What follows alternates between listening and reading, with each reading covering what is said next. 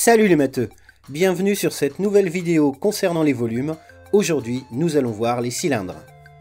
Alors, concrètement, où est-ce qu'on va rencontrer des cylindres?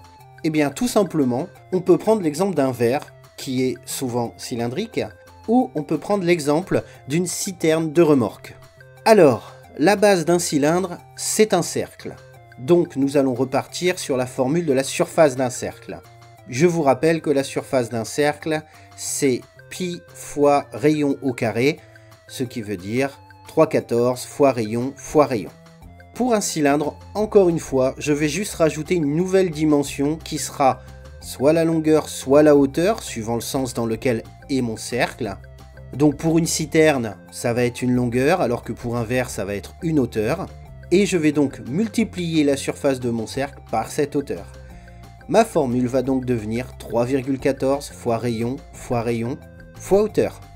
Prenons un exemple, nous allons calculer le volume d'une citerne. J'ai donc une citerne qui fait 4 mètres de long et qui fait 2 mètres de diamètre. Première chose, je ne travaille pas avec le diamètre mais avec le rayon. Je vais donc diviser mon diamètre par 2 pour obtenir le rayon. Je vais donc faire 2 divisé par 2, ce qui me fait 1 mètre de rayon.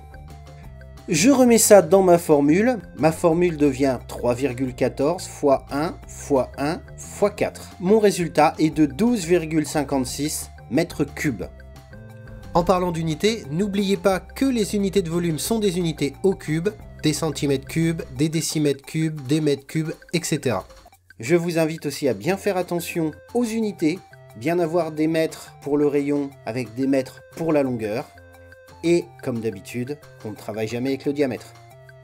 Voilà, vous savez tout sur le calcul de cylindre. Je vous dis à bientôt pour une prochaine vidéo.